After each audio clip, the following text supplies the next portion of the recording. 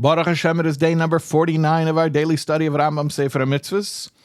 And this corresponds in our daily study of 3 chapters of Mishnah Torah to chapters 6, 7, and 8 of Hilchos Erevin, which makes that a siyum, a completion of those laws. There are 8 chapters total in the laws of Erevin, and we're finishing them today in the 3 chapters a day of Mishnah Torah.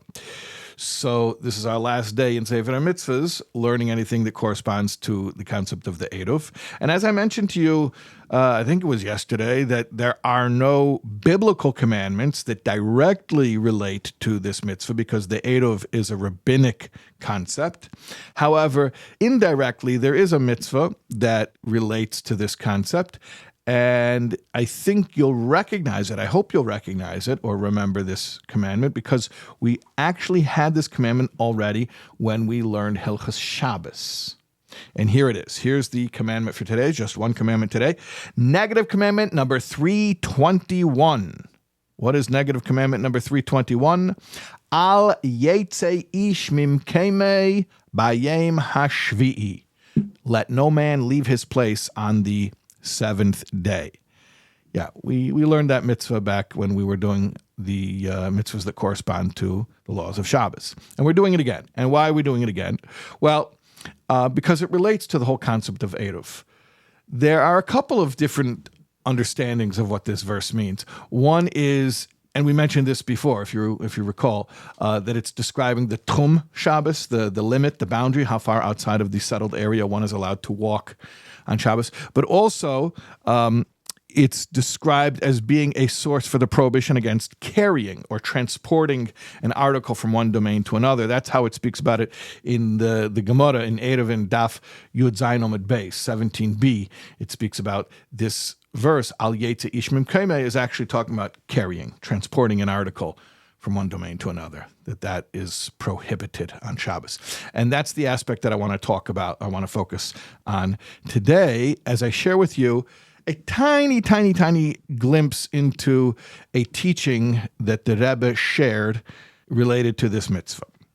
And I'll just give a little bit of background first before I share with you the teaching. This is something that the Rebbe shared in the context of a siyum on the Masechta of Eruvin. The Rebbe made a siyum in honor of his father's yortzeit. So this was Chaf Av, that's the date of the Rebbe's father's passing. Chaf Av Tovshin Chav Beis, that's 5722, or the summer of 1962.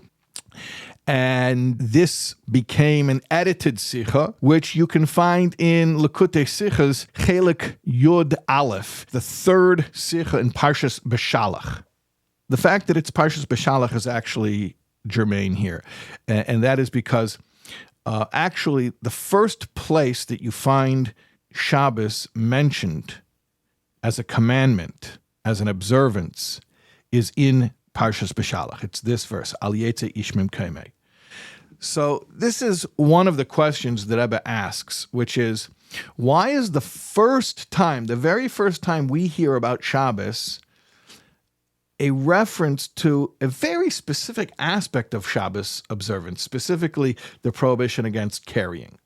Similarly, in the Torah Sheba'al Peh, in the Mishnah and the Gemara, the first aspect of Shabbos that's dealt with is carrying. Same thing.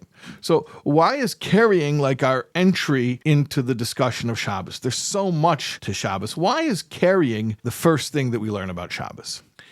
So the idea of Shabbos observance, like the Sefer HaChinuch mentions, that the purpose of Shabbos observance is to implant within us the faith that Hashem created the world, something from absolute nothing, which means that even now there's no existence but Hashem. It's all Hashem, because the world isn't, God forbid, an existence separate from Hashem.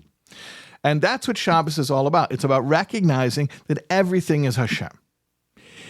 In other words, everything is Reshus HaYochid, a private domain, or the domain of one, or oneness, as it were. Not a Reshus HaRabim, a domain of the many. As much as it appears to be so, we look around, we see all these disparate entities and forces, and we think, if we buy into what our senses are telling us, that it's a world of multiplicity. But we know that's not so. There's only one existence, and it's only Hashem's existence. So therefore, Shabbos is to remind us that the whole world, not only it is run by Hashem, but it's all Hashem. Ultimately, it's all Hashem.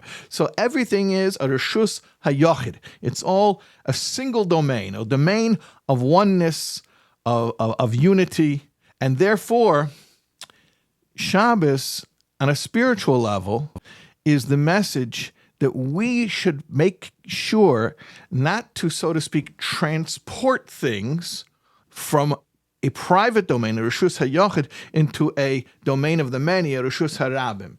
Meaning, we shouldn't think that there are different frames of reference or contexts within which reality operates, and sometimes we're within the domain of Hashem's exclusive existence, and sometimes, God forbid, we're not. We leave that domain.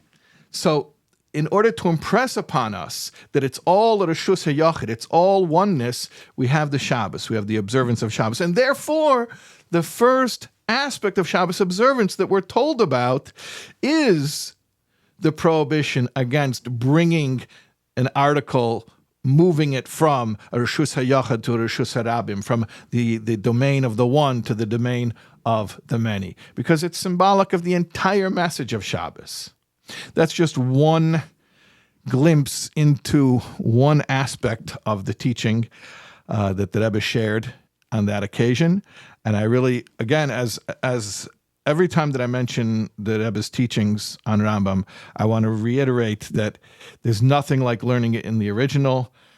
So I want to recommend that you do it that way if possible. If not, seek a study partner, find someone who can learn it with you, and just appreciate how every aspect that we're learning now has literally endless, infinite layers of meaning. It never ends. It really never ends. We'll see you, God willing, tomorrow for a whole new section of halacha, a new subject, God willing.